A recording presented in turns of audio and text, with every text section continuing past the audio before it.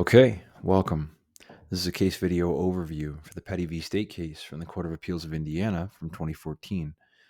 This is an interesting case insofar as it concerns the aspects of criminal law, the prosecution of defendants for various crimes, the various defenses available to defendants in pursuing relief from criminal accusations or criminal charges, and how ultimately in Petty's case those defenses failed to achieve the goal of rendering his verdict or his sentencing invalid here. But most importantly, we're obviously going to be talking about why that was, what the evidentiary standards were in play, and what the factual bases were behind the fact that ultimately, again, Petty did not succeed in his claim or his attempt to overturn the verdict against him. So, as a matter of factual basis, it's important to understand sort of the context of the case to get a baseline here. So, at the time that this case was ongoing, it's important to note that Petty's wife was missing, and no one had yet determined what had happened to him, but many people had suspected that he was involved in this. Now, he would ultimately be convicted of her murder later, but it's important to note because the real central focus of this is a possession of firearm charge by Petty while he was on probation from various prior felonies. And so the main charge that this case concerns, insofar as it went up on appeal, was not his murder conviction. It was actually the possession of a firearm and whether or not that was legitimate under the circumstances. So it's just important to understand the context of why, among various other things, this was so suspect. Petty at the time, the reason for the firearm in the first place was that during the investigation into the disappearance of his wife, he was getting threats as to people in the community and people that knew him and knew his ex-wife, uh, as to blaming him for her disappearance. People that just assumed that they knew that he was involved, and ultimately, again, he was determined to have been involved, but they did not know this yet. But they were nonetheless pursuing him and condemning him as having been a part of it. And so at one point in the investigation into the disappearance, Petty was actually visited by a sheriff, the local sheriff in his community, Lisenby, who was investigating again the wife's disappearance. And during the conversation between Lisenby and Petty, Petty mentioned to Lisenby, he said, "Look, I'm thinking about getting a gun." And the reason for this, the pretext for this, were the threats that Petty was getting from community members and neighbors and family members regarding the nature of his involvement with the disappearance of his ex-wife.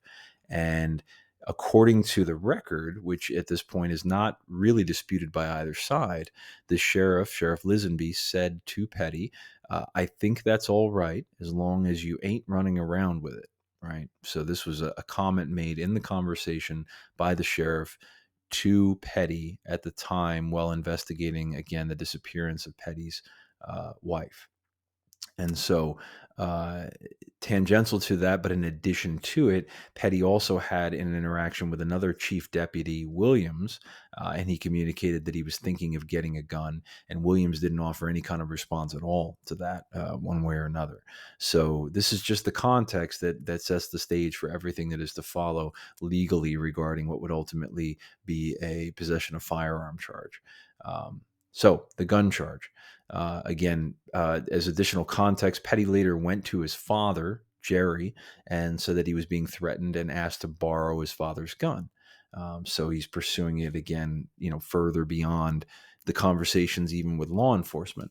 And Petty's father told him to be careful and find out if it was okay, since Petty was a prior convicted felon. And again, to understand the context here, this is not the felony conviction for the murder of his wife, because this hasn't happened yet. This is prior felony convictions. Unfortunately, Petty is an individual with a very long rap sheet. So he's been in and out of the system and on probation numerous times, and has just had a lifetime of conflict with the law.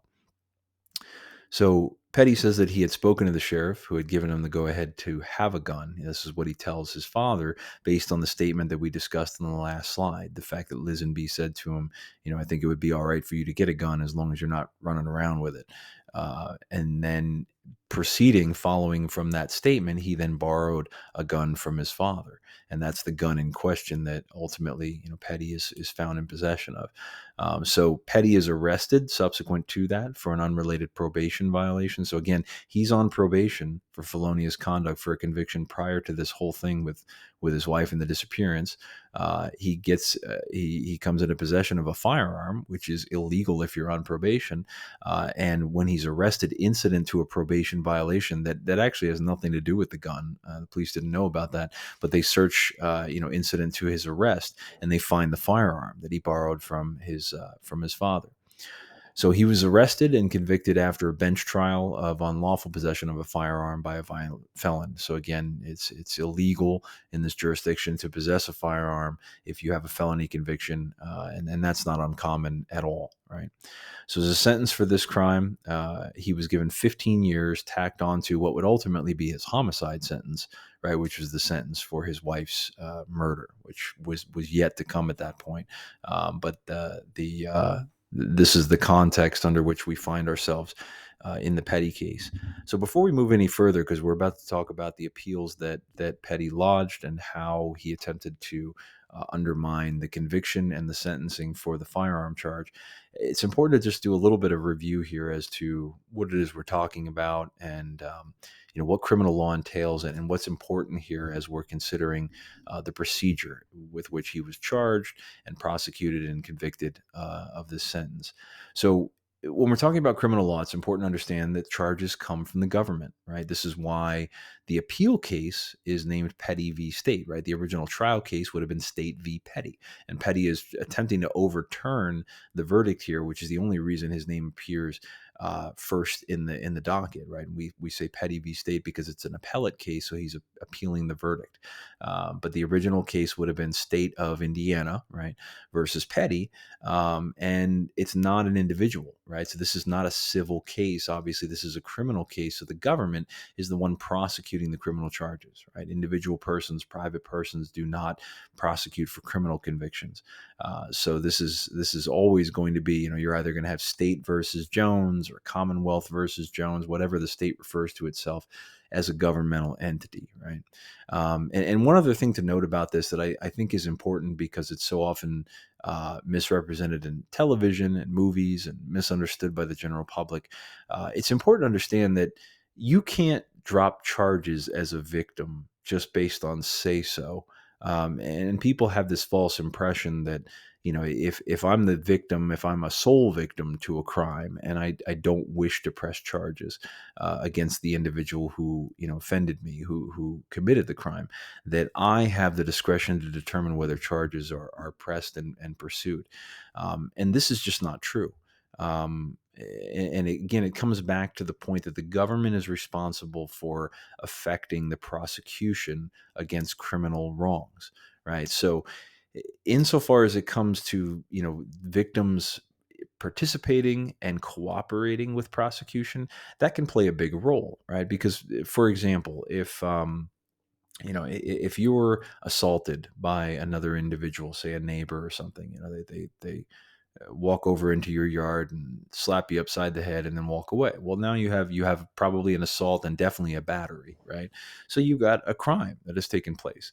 You can call the police and the police will come and respond to your claim. And if they find it meritorious, they may arrest your neighbor. And then later on, you might say, well, you know what, I've thought about this and I don't really want my neighbor to get in trouble. We were just having an argument, but I don't want him to be criminally convicted. It's gotten out of hand and I want to drop the charges. Well, the person that's ultimately responsible for deciding whether charges are going to be filed and a prosecution is going to be carried out is the district attorney, right? It's the state's attorney that's representing the case.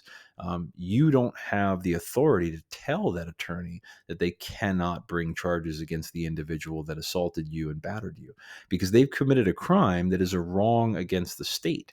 And that attorney for the state is not there to represent you. They're there to represent society against the individual that committed the crime. Now, again, there's some caveats here, because obviously if you decide that you don't want the charges filed, as I mentioned earlier, you can't force the prosecution not to move forward. But what you can do is uh, make it hard for the prosecution to move forward if you're not willing to cooperate as a witness.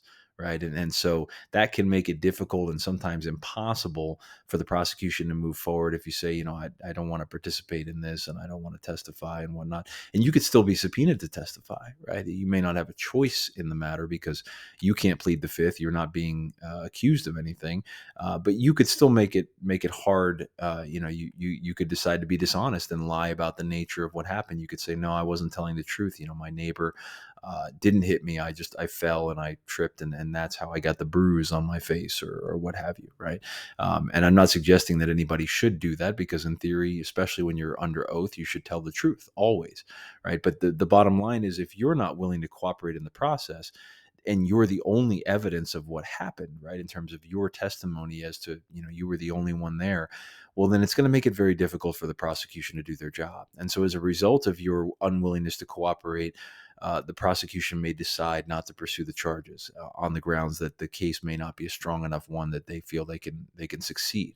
Um, Also, it's important to note that the DA can take your wishes into consideration, right? So just because you don't have the authority to stop them from pursuing charges doesn't mean you can't voice your opinion. You can still say, this is what I wish would happen in this case. And the DA can consider your wishes when deciding whether or not to prosecute. And they may be persuasive, right? Ultimately, the DA may say, okay, I heard you. And based on the fact that you don't want this to move forward, and we don't have an axe to grind, and we don't feel that we need to make an example of this person, they don't have a prior record, or whatever various reasons that the DA is going to use to arrive at a decision. But if they consider your wishes in the process and they decide to agree with you in terms of whether or not they should pursue a criminal conviction, then obviously it all works out in the end. But the important thing to note here is, again, you can't just decide as a victim, I don't want to press charges, therefore charges are not going to be filed. Because again, you're not a party to the criminal case, right? You're a witness and you are a victim in that sense, but you are not a party. The parties to the case are the government, in this case the state, and the defendant, the person who committed the crime, in this case Petty, right? You're not a party to that. So you don't have the option to opt out because you're not involved. Now, this doesn't mean you don't have a case against the individual that committed a crime against you. So, for example, if your neighbor does come up and slap you in your yard and you suffer medical damages, then you might have a case beyond that, which is what's called a parallel proceeding, right? A civil case that accompanies the state case. But the state case is concerned with the criminality of the incident. Your civil case, if you decide to file one against the person that harmed you, is concerned with your compensation for whatever damages you suffered as a result of their conduct, right? But we see this a lot in the criminal law world, and it's important to know that ahead of time, because oftentimes people, especially when it comes to things like lover spats, will attempt to use the criminal legal system to scare somebody into compliance with wishes or what have you. You'd be surprised, but this happens more often than not, where you have a boyfriend and girlfriend or a husband and wife, and they get into a heated disagreement. And maybe there's some physicality to it, right? Maybe there's some slapping or some wrestling, or some punches are thrown or what have you. And someone wants to make a point, right? Nobody wants anybody to get arrested or go to jail or face charges, but somebody really wants to make a point and ring a bell. And so one party will call the police, right? And the police will show up on an allegation of like domestic violence or domestic disturbance, and they'll investigate, right? And they may show up at the house and find that both the husband and the wife, or the boyfriend and the girlfriend, or the partners, or what have you, that both have injuries, right? That there's physical signs of conflict involved. And many statutory domestic violence laws in various states don't actually allow for the police to look the other way, right? They can come and look at this, but if they see evidence of abuse taking place, whether it be unilateral or bilateral, meaning just one person or both people are involved, in many cases there's a situation where, again, that's a bell that can't be unrung, and somebody is going to go to jail, if not both people are going to jail, right? Because if you got bruises and scratches and whatnot on individuals, you got clear and unambiguous evidence of a battery, right, that has taken place. And battery is a felony or a crime, regardless of the circumstances. And especially when it comes to spousal abuse and relationship abuse, states take that very seriously. So what happens in those cases is you call the police with the aim of trying to scare somebody, right? To use their authority to coerce some conduct, right? To coerce better behavior. But what you get is, you end up with one or both parties in the back of a squad car, and then the person who called the police says, "No, no, no, no, no. This isn't what I wanted. I just wanted you to come and show up and kind of just flex the muscle of the law a little bit." But then they find out later on that it's like, you cannot retract that. You cannot bring that back. It's, again, a bell that cannot be unrung, and you end up in the situation that you sorely regret. So I'm not, by any means suggesting that if you're a victim of spousal abuse that you should not contact law enforcement. They're there to help you and to protect you. And so, they're there for that purpose if you need them. But it shouldn't be used as an empty threat or a bluff to try to coerce somebody into behavior if your only goal is to try to scare somebody. Because ultimately what you're going to end up with is probably criminal charges. And your opinion as to whether or not they should be filed or pursued, again, doesn't necessarily render absolute authority as to what's going to happen. You may have a weight with the DA, but ultimately the district attorney is going to decide whether or not the people being charged are going to be prosecuted in court. So it's a very serious thing. It's something you want to think about carefully, right? Burden of proof in the criminal world. It's important to understand the distinction here insofar as it concerns the difference between criminal cases and civil cases. Right? When we talk about criminal cases, we have a criminal justice system that favors innocence over guilt, right? Because we've seen the ramifications over history, centuries of human history, of criminal legal systems that did the opposite, right? There was an assumption of guilt before innocence. You can think back hundreds of years to the Middle Ages with the witch burning persecutions, and the fact that if somebody accused you of being a witch, you were a witch, right? And if you denied being a witch, that was evidence that you were a witch. and if you acknowledged and accepted, the accusation of being a witch, well, ultimately the result was the same either way, right? And so there was a tremendous amount of corruption and extortion of these systems for personal gain, financial gain, and we've seen how unjust those systems can be. So our system, by design, insofar as it concerns the most serious offenses, vis-a-vis the criminal offenses, is leaning heavily in the direction of innocence, which is why whenever prosecution brings a case against anybody, they must prove every element of their case beyond a reasonable doubt, right? Not just one element, but every element of the crime that is required under the statutory definition of that crime, beyond a reasonable doubt, which, when you think about those words, beyond a reasonable doubt, that's a fairly high standard, right? That means you have to elucidate the case such that there is no doubt as to who committed it, how it was committed, why it was committed, and this really is a significantly higher bar to meet for an attorney than is a civil case, which is just preponderance of the evidence. And all that means is 51% or more, right? We look at the evidence and we weigh it on the scales of justice. And, if we can establish that, that it was just a little bit more likely than not to have happened the way we described it, or to have, occurred the way we suggest it did with, negligence or malice or what have you, that's all that's necessary. I don't have to prove anything beyond a reasonable doubt. I just have to prove as an attorney that it was slightly more likely than not, right? That's all that's required by the definition of the words preponderance of the evidence in order to establish the case as it is. Moving forward, insofar as we're talking about, again, criminal law and intent, we're going to be talking about this insofar as some of Petty's defenses were concerned. But really what we're talking about here on intent is that it matters in criminal law dramatically, and it depends on the crime and the allegations and the accusations and the prosecution for specific crimes. It also matters in civil law, right, insofar as intent is concerned. But the way I normally describe this when we're talking about civil law is, if we're talking about something that is For example, the vast majority of civil matters between individuals normally concern matters of negligence, right? You did something that resulted in harm to me, whether it be financial harm or bodily harm or what have you, and I'm suing you. But a case that's based on negligence, there's a presumption, there's an inference there that there's no intent to hurt anybody, right? We're not alleging that you intended, to set this up to sell me a lawnmower that would fly apart while I'm using it and cut my toes off, right? You didn't intend to do that, that this was an accident. Doesn't mean you're not liable, because we might be able to show that you were careless or negligent, right? And that's the claim that we're pursuing, but we're assuming that you didn't intend for this to happen, because guess what? If you did intend for it to happen, now we've got a crime, right? Now we've moved from the realm of negligence into something that is with malice, and it's assault and battery, right? Or it could be murder or what have you, right? A wrongful death action in a civil court becomes a murder case if you can show that there was some intent to kill somebody. But insofar as we're considering intent in the criminal world, it's important to understand there's general intent crimes and there's specific intent crimes. And depending on the specific crime and whether it's classified as one or the other, intent may or may not be a pivotal element that must be proven.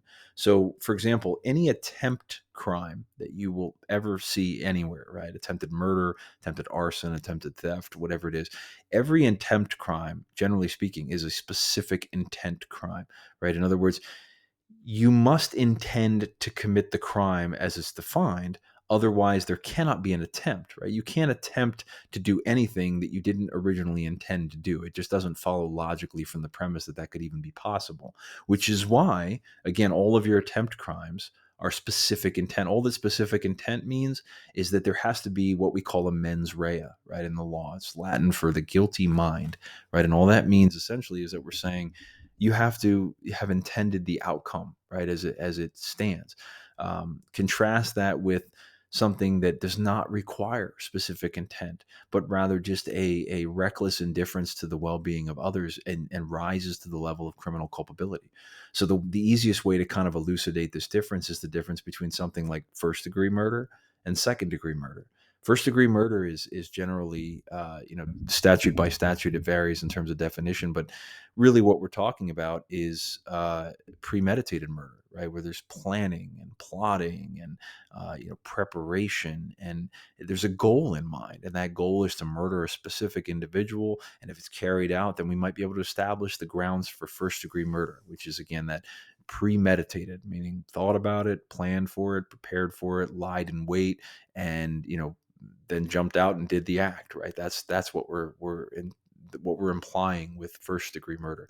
When we talk about second degree murder, which is often thought of as, you have depraved heart or reckless indifference. There's different ways to characterize it, but it's the kind of murder. I mean, you can still be convicted of murder without intending specifically to kill anybody if your actions are sufficiently reckless or careless, with no consideration for the lives and well-being of other people. You may be convicted of second degree murder on those grounds. You may be also convicted of something like manslaughter, which could be voluntary or involuntary, depending again on that intent and the circumstances. And we go down a rabbit hole there of many other dynamics that go beyond the scope of this lecture. But it's important to understand that, because the example I use with second degree sort of general intent murder would be, if I got in my car under the influence of alcohol, or just, I'm tired from work, and I for whatever reason I hallucinate that I'm in the game Grand Theft Auto, right, the video game. And if you've never played Grand Theft Auto, it's a particularly violent game, and where it can be, and people are routinely driving down the sidewalk, running over pedestrians. It's just part of the dynamics of this game. And so if I, in my mind, believe that I'm in that game, or I just want to play or behind the wheel of a real car, in that game, sort of frame of mind, and I proceed to drive down the sidewalk with my car in real life, and I run over people and I kill people, I may not have intended the death, right? I may have just intended to joyride and have a fun time, and reenact, my favorite video game or what have you. But at the end of the day, my actions were probably sufficiently careless, reckless, of a depraved heart nature, that I could be easily convicted of second-degree murder on the grounds that, again, no, I didn't intend to kill any specific person in any specific place. I didn't premeditate anything, but I was unreasonable enough. I was reckless enough with my actions that it was totally foreseeable. And so the intent, meaning the general intent there, is present. The general intent to act in an irresponsible way that leads to somebody else's death. So there are plenty of general intent crimes, but then again, there are also specific intent crimes. So whenever we're talking about different kinds of crime, we need to think about whether or not the mens rea is an element that must be proven. In other words, do we have to have a guilty mind to establish this particular crime? And last but not least, insofar as the fundamentals are concerned, are these parallel proceedings. And I mentioned this earlier, but just to as a reminder, the state, insofar as prosecuting its case, is interested in a number of goals for the purposes of criminal law, and those normally conform to things like punishment for bad actors. So that would be the retribution, which you could also think of as revenge.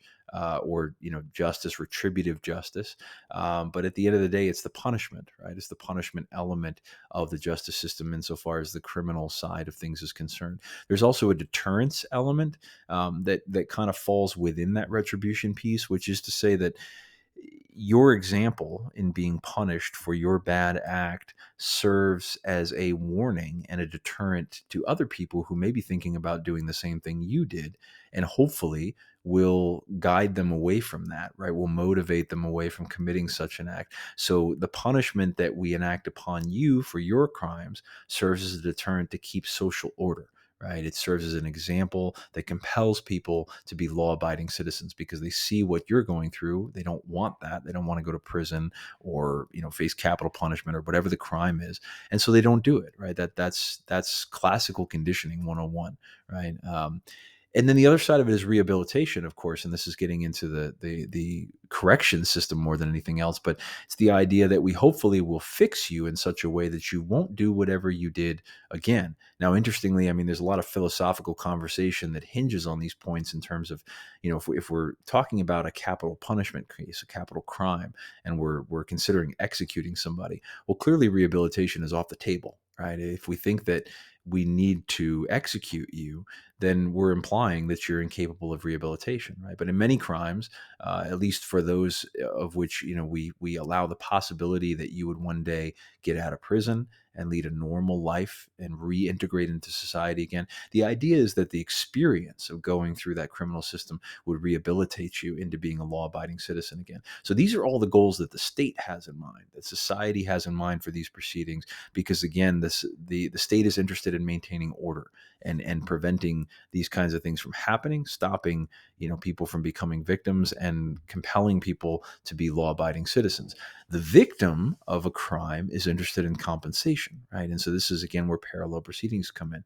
So you have a criminal case against an individual if it's for battery, right? That would be state versus the defendant. But then if that battery resulted in harm to the victim would file a civil case against that individual because the state is not going to be pursuing that compensation on behalf of the victim.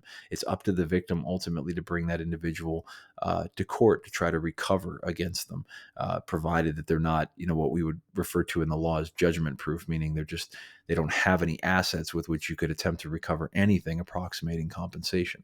But this is why, people confuse the idea of dropping charges with pursuing a private civil suit for compensation. They're two separate sides of the legal system. So this is the necessary pretext as we head into the conversation concerning petty.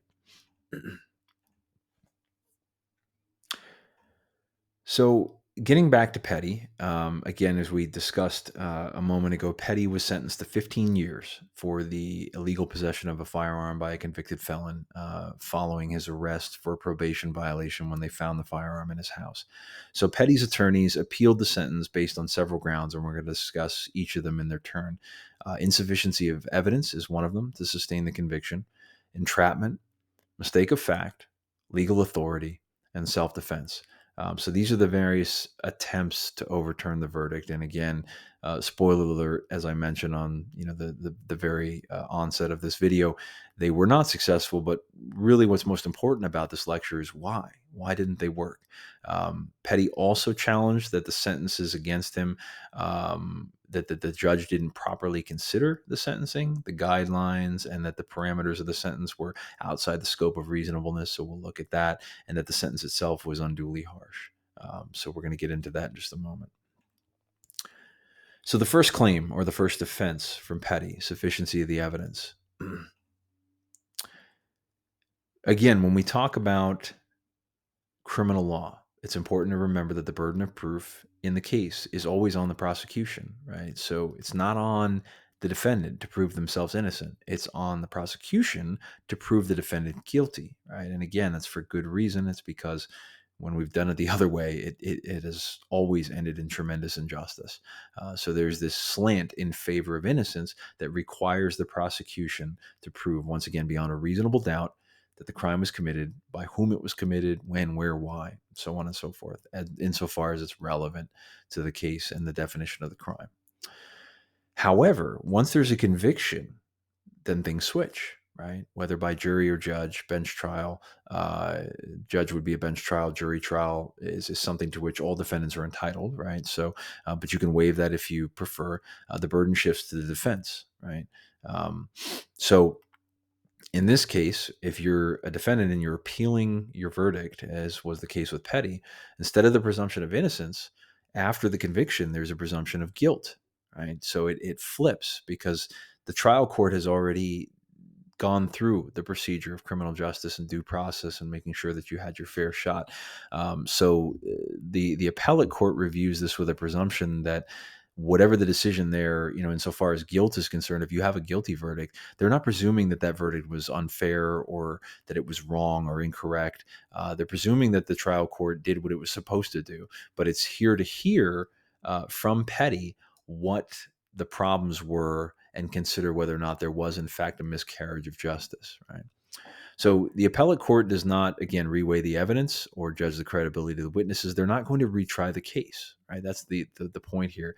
People think that the appellate court is like a do-over. No, it's a place to voice arguments concerning the procedures applied in the trial court and whether or not they were proper, right? But it's not to relitigate the entire case and to hear everything all over again. That's not what happens here. But ultimately speaking, the appellate court will not disturb a conviction.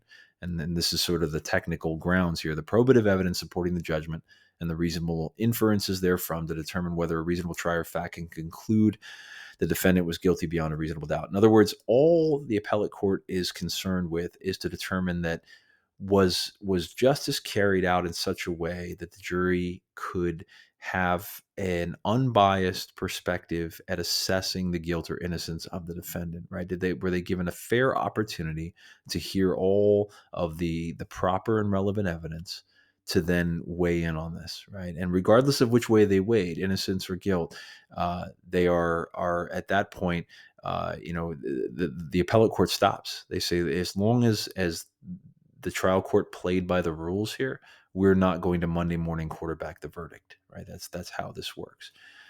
If there's substantial evidence of probative value, meaningful material value to support the conviction, they're not going to vacate the verdict or vacate the conviction, right? So getting to the sufficiency of evidence that Petty contends was insufficient, right? Petty's arguing that the state failed to present sufficient evidence to sustain his conviction for the unlawful possession of the firearm. Again, we have the murder charge for the disappearance of the wife.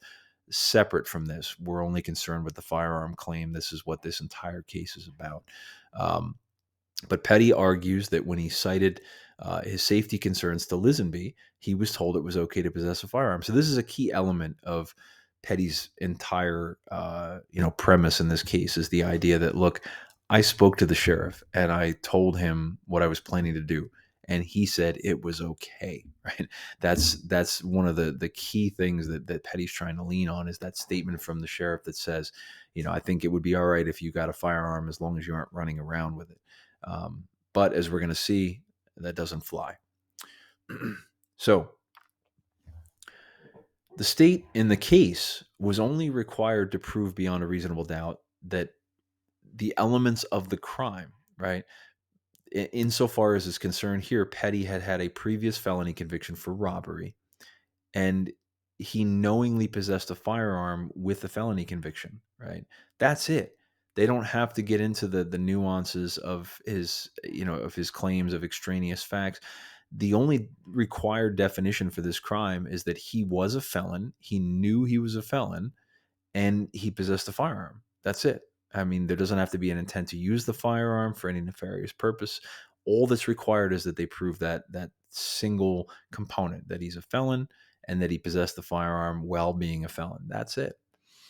Um, so, in terms of Petty's defense here, in terms of him being told otherwise by law enforcement, that obviously has to be looked at as a defense. But in terms of the elements of the crime, they're not even disputed, right?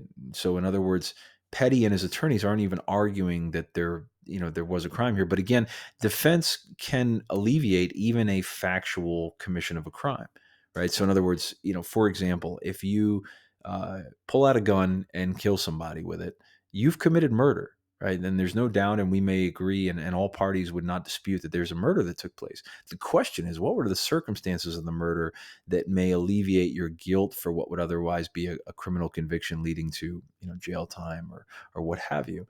And so, if you can establish, among other things, for example, self-defense, right, a substantial claim of self-defense, you may be acquitted of the murder charge, even though a murder did in fact take place, right? So what we're really talking about here is a defense and not an argument that the crime never occurred, right? And that's what's key about this analysis in the sufficiency claim.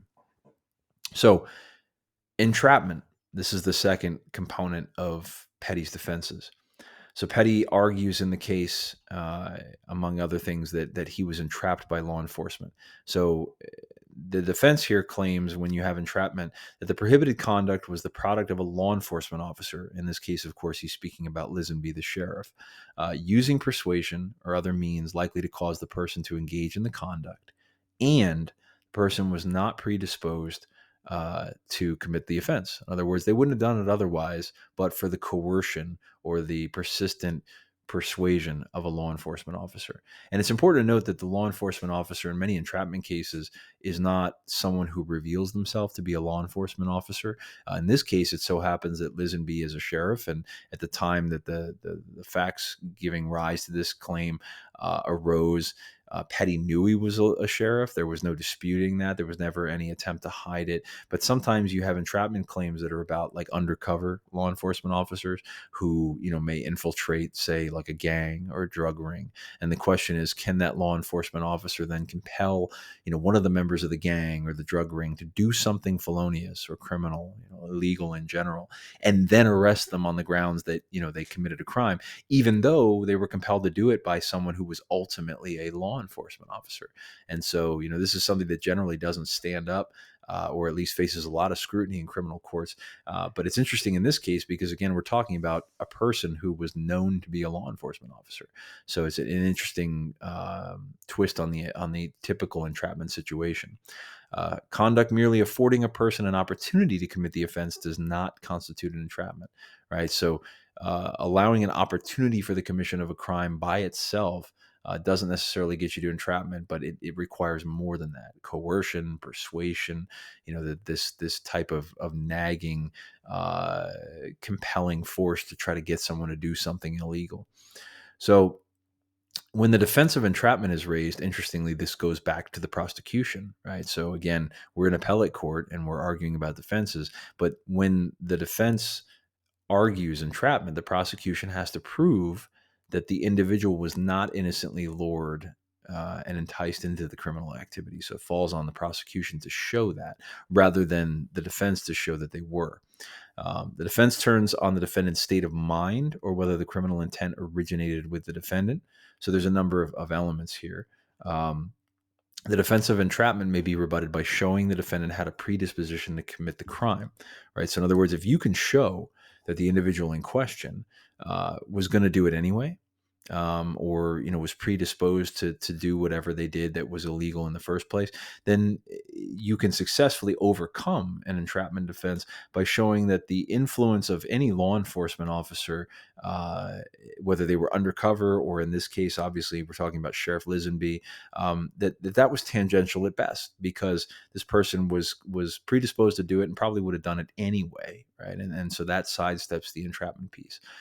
But we look at many factors, including the character or reputation of the defendant, whether the suggestion of criminal activity was originally made by the government, meaning the law enforcement officers in question, versus the person who committed the crime or some other third party, whether the defendant was engaged in criminal activity for a profit.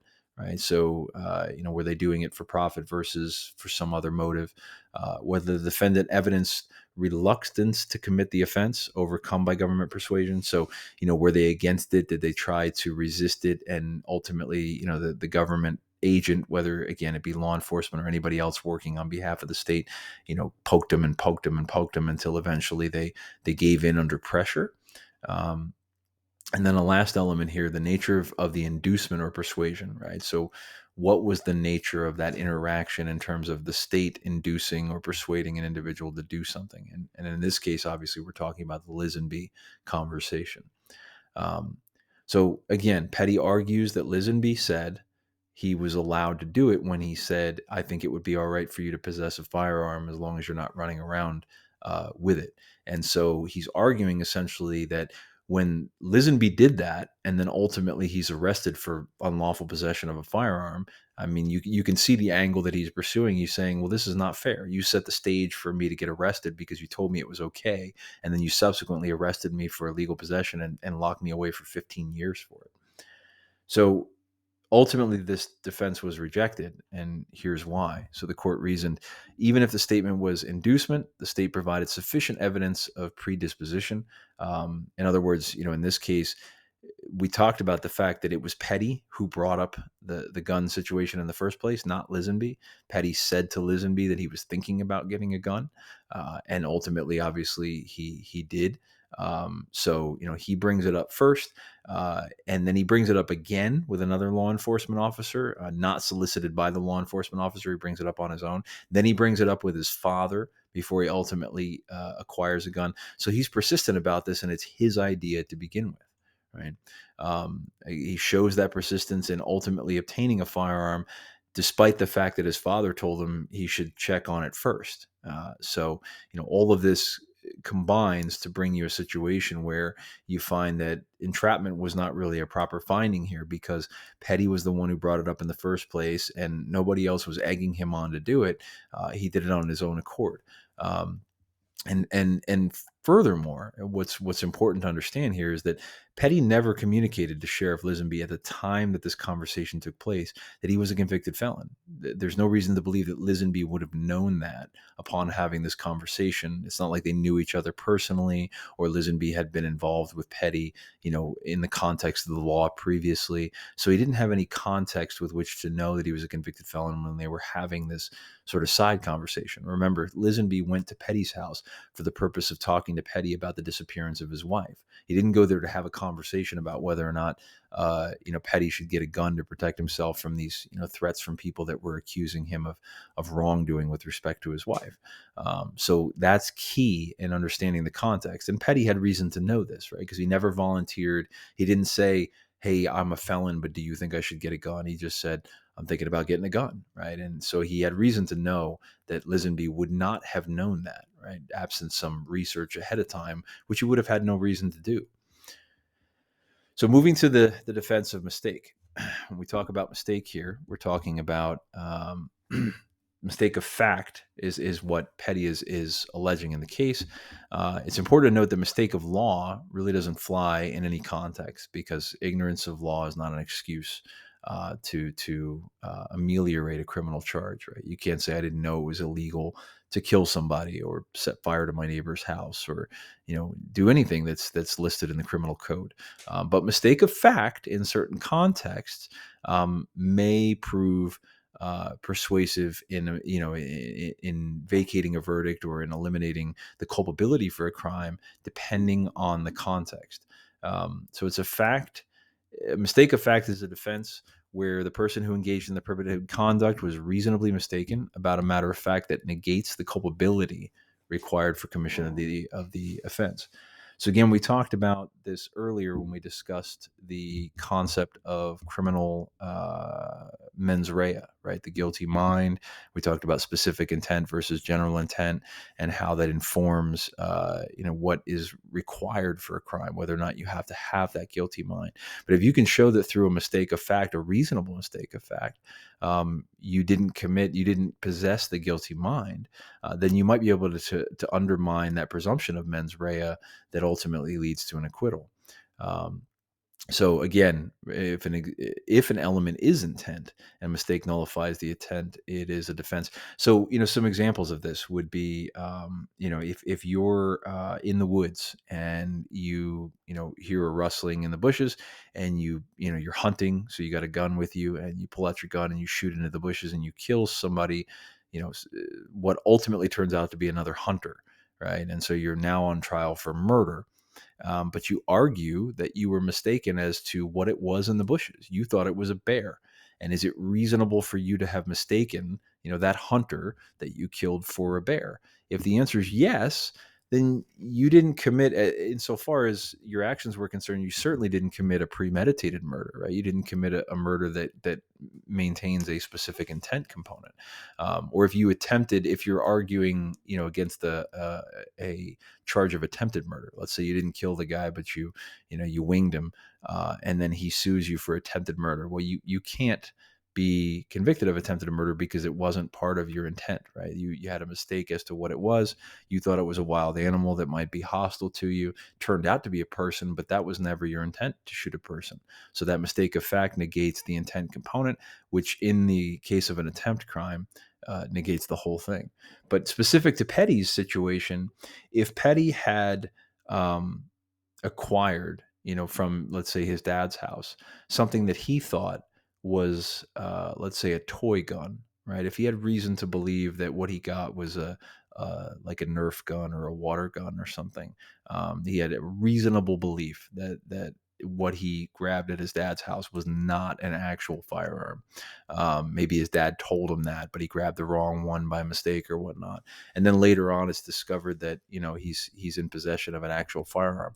Well, that might have challenged the premise of the case here, because then his mistake of fact, he wasn't intending to be in possession of a firearm, right, as a felon.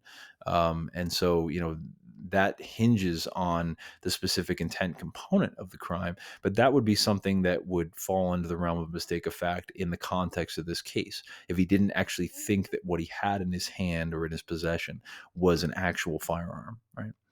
Um, when the state has made a prima facie case of guilt, the burden is on the defendant to establish evidence of the mistake. So here, unlike entrapment, the evidence burden is on the defendant to show what the mistake was, and that it was reasonable, and that it was persuasive, insofar as it concerns the context of the facts and circumstances.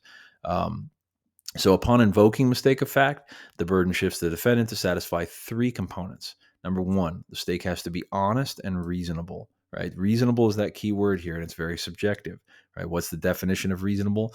Everyone's got a different one, right? That's why we call it reasonableness, because it's this legal fiction, right? But it's ultimately for the jury to determine what is reasonable. So going back to what I was just describing earlier about shooting a hunter in the woods, or picking up a gun and assuming it's a water pistol, and then later finding out it's an actual firearm. Are those mistakes reasonable? I would say it depends on the circumstances, right? There's a lot of variables there. We haven't talked about, how dark was it in the woods, and what kind of sound did you hear, and how heavy was the gun, and what color was it, and so on and so forth. So, and you get into these nuances in trying to establish the fact pattern of deciding whether the conduct was reasonable. But it has to be honest, in other words, sincere, and it has to be reasonable. Um, it has to be about a matter of fact, not law, right?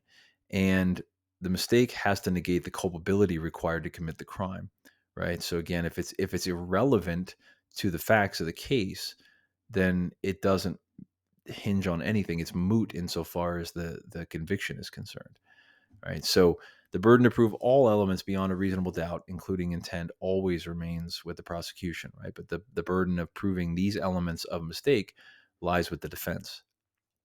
So, Petty argues that by relying on Lisenby's statement, created a mistaken belief that he had the right to possess a firearm. So that's his case basically for this mistake element. He's saying, look, the guy told me it would be all right. So I had a mistaken belief that it was actually all right, but it was informed by a law enforcement officer. But the court in the appellate review here says the belief could be considered unreasonable. Right? Not that it should be necessarily, because again, that would be rehashing and relitigating the case. But ultimately, what the court is saying here is that the trial court had good reason to at least open the possibility to finding it legitimately unreasonable, right? So it's within the realm of conceivable conduct for the trial court to find that this could have been unreasonable. We're not going to litigate whether or not it should have been or should not, but it's not outside the boundaries of what could have happened at the trial court level and what would have been proper in that context. So we therefore find no indication that the mistake was honest or that it negates culpability for the offense, right? So this is the appellate court arguing we're not finding honesty with respect to the claim of mistake or that it negates the culpability in question. Petty admitted that he had been convicted of 2 robbery convictions and that his probation officer had also explained to him that he was not allowed to possess a firearm while on probation. So there's conflicting evidence as to why he would have had any good faith, in other words, honest belief, based on Lisenby's statement that it was okay for him to possess a firearm, right? Because he had already been previously told by his probation officer that that was not okay, right? He's been through this before.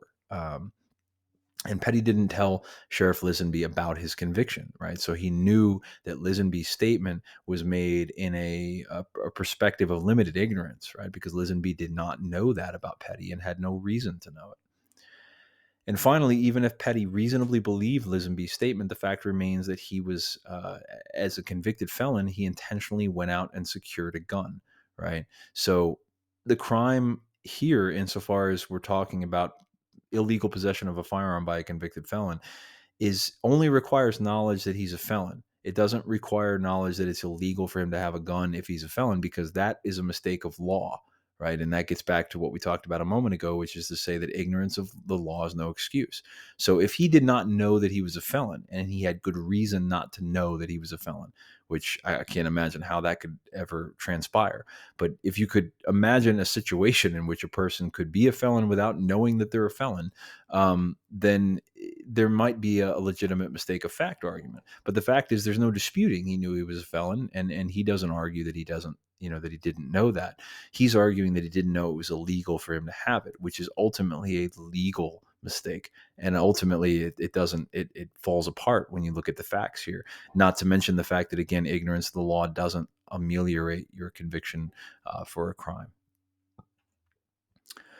Moving on to legal authority. So a related defense tried by Petty in the case is that under Indiana law, a person is justified in engaging in conduct otherwise prohibited if he has legal authority to do so, which is, as about as clear as mud insofar as the statute is concerned here. But we take that at face value. And from that statement, statutorily speaking, Petty argues that the sheriff's statement gave him legal authority to get the weapon. He's almost using like a deputization argument here and saying that the sheriff, gave him some special power that superseded what would normally have been the course and scope of legal authority.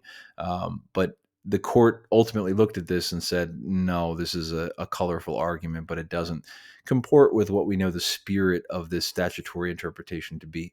So basically they're saying the defense of legal authority has not been interpreted to give a police officer any authority to override the law. In other words, Lisenby does not have the right to tell you that you can kill somebody legally, and therefore Lisenby also does not have the authority to tell you that you can possess a firearm as a convicted felon without ramifications, right? He's a law enforcement officer, but he does not make the law, and he does not adjudicate wrongdoing. So that this argument ultimately fell flat for those reasons. Moving to self-defense.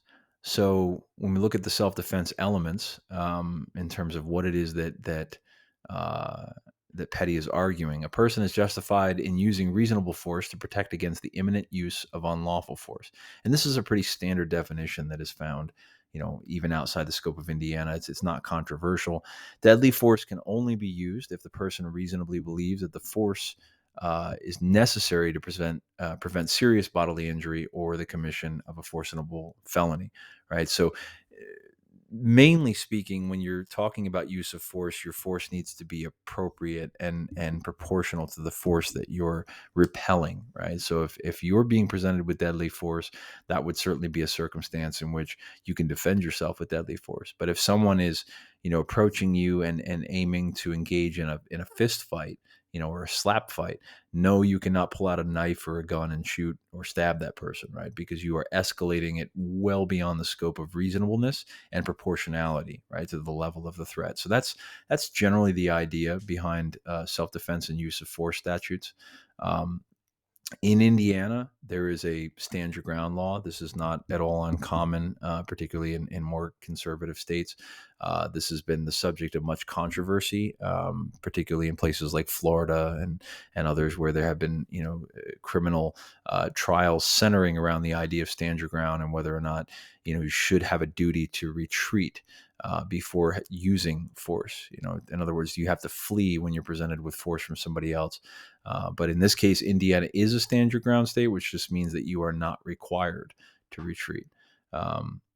So to prevail on a self-defense claim, a defendant has to demonstrate following premise: was in a place where he or she had a right to be, did not provoke, instigate, or participate willingly in the violence, right? In other words, didn't start it and didn't collaborate in its inception, and had a reasonable fear of death or great bodily harm. So here's that word reasonable again, right? You see this a lot in the analysis of legal arguments, because ultimately, if you're walking past me and I see you on the sidewalk and I see that you reach into your pocket and I think to myself, you're probably going for a gun, and so I pull out my gun and I shoot you. The question is that reasonable under the circumstances? Given the context that I've just provided for you and nothing else? Probably not, right? uh, this would be absurd to assume that anytime anybody reaches into a pocket, onlookers are free to pull out their guns and shoot them for fear of, great bodily harm based on nothing more, right? So there has to be a confluence of circumstances that leads to a reasonable fear of apprehension of harm, death, great bodily harm, that kind of thing. So we see that a lot. Also, he cannot use more force than is reasonably necessary under the circumstances. So again, proportionality of the force applied in the circumstances. When a defendant claims self-defense, the state bears the burden of disproving his claim beyond a reasonable doubt, right? So again, this is another defense that shifts to the prosecution to disprove that self-defense was an element. And to meet the burden, the state may do a number of things: rebut the defense directly, affirmatively demonstrate that the defendant was not acting in self-defense, or just lean on the evidence as it stands and disregard the claim and hope that the jury sees it as the prosecution has laid it out. Right? They don't even have to address it if they don't want to, because it's ultimately part and parcel of what happened. Right? So ultimately, in the case, the trial court denied the self-defense claim, and the appellate court agreed, right, on the self-defense issue. Even if Petty reasonably feared for his life, he had no reason to obtain the firearm, right? So there wasn't an imminent threat. It wasn't like we're talking about somebody, who is holding a gun to his head quite literally. He may have received threats, but the threats were not imminent, right? You get a death threat and a letter that says, "I'm going to kill you." Well, when? Where? And are you here right now in the room? No, it's just some future sort of vague ramifications for something that someone thought, in this case, that Petty was involved with.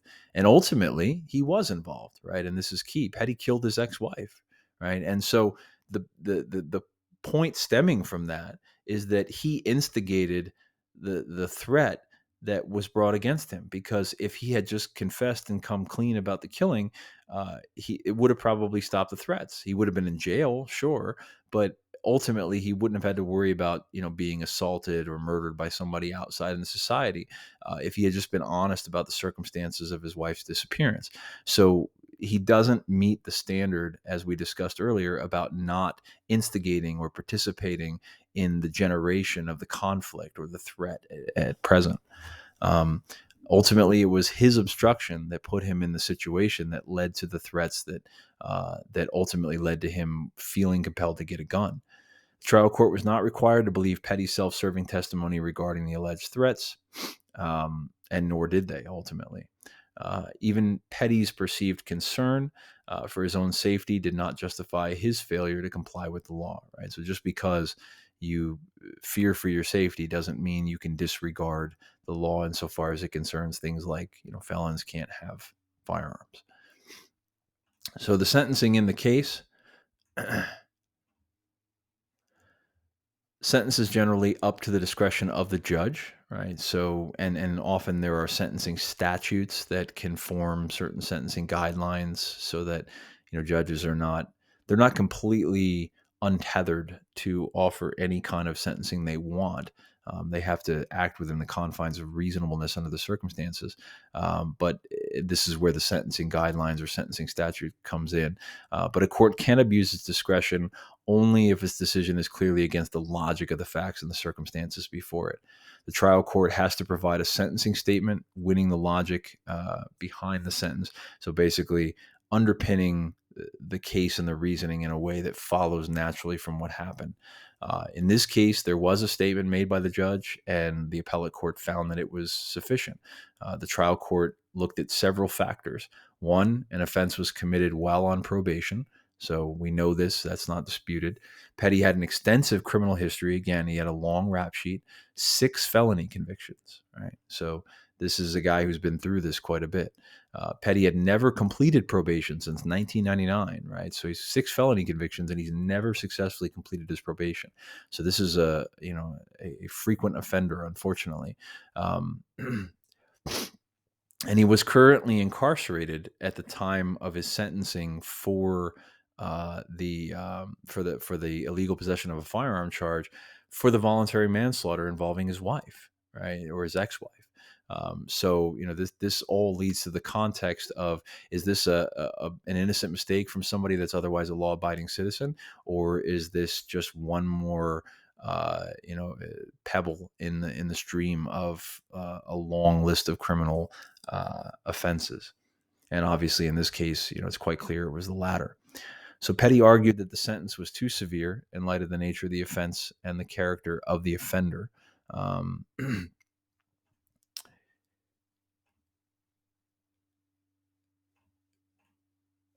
And the issue here ultimately hinges on, when we're talking about what is appropriate, it's about his guilt, right? His responsibility or accountability for the act in question, the severity of the crime in question. So again, when we're talking about the sentencing for the firearm, of course, we're not necessarily talking about his manslaughter charges or anything else that he's been convicted of in the past. We're talking about the illegal possession of a firearm. The damage that has been done to others. In other words, what kind of victimhood do we have here, and what kind of damage has been done, and other considerations that may be appropriate, right, for a case like this. So the statute for the case in question did assign a range, right? And I mentioned this earlier: sentencing guidelines or sentencing statutes. But a judge has broad discretion in determining what's appropriate. But in this case, the advisory sentence for the crime in question was between 6 and 20 years. That was what was recommended. The trial court chose 15, which was a number reasonably close to the middle of that range. So the exact middle would have been 13. That's sort of 7 and 7 on either side. But 15 was within that mid range. Petty claimed that his motivation was for protection, in terms of his possession of the firearm. But the bottom line is that, again, he was a convicted felon who kept a loaded firearm in direct contradiction to his requirements by virtue of being a felon. His character was also considered in the sentencing, right, in terms of the fact that he's had this long criminal history involving all of the crimes listed here. So armed robbery, burglary, theft, battery, domestic battery, voluntary manslaughter, removal of body from a scene, and obstruction of justice. So this is not a great person, right, in terms of his conduct on the criminal level. And that was taken into consideration. And while on probation for this particular time, he committed the offense of killing his wife. Based on all this, the court ruled that it could not say that Petty's sentence was so outlandish or unreasonable, right? That the appellate court should step in and vacate it or force a revision thereof. That it was, within the boundaries of reasonableness. So when we're talking about the results of the Petty case, again, the conviction was upheld because it was supported by substantial evidence. A reasonable trier of fact, and in this case, the jury, was capable of finding all of the defenses that Petty raised as inapplicable and beyond the pale. And then that all the elements had been proven beyond a reasonable doubt. So, again, the appellate court is not arguing whether they should have or they shouldn't have, but what they're saying is that everything we see from the trial court procedure tells us that that was within the scope of reasonableness, for the fair play that occurred at the trial court level. And the sentence was appropriate, based on the analysis that we just discussed, and therefore the conviction and the sentence were upheld. So that was the bottom line here. So again, an interesting case with sort of a large variety of the common defenses used in the criminal justice system, and how they ultimately were undermined by the facts and circumstances of the case. Sometimes it comes down to the art of attorneys and their talents and arguments, but in this case, it was Petty's own conduct and the illegitimacy of his claims that led to his defenses being defeated here for the reasons we discussed. So thank you very much for listening. I hope this was helpful, and we'll be back soon for another video. Take care.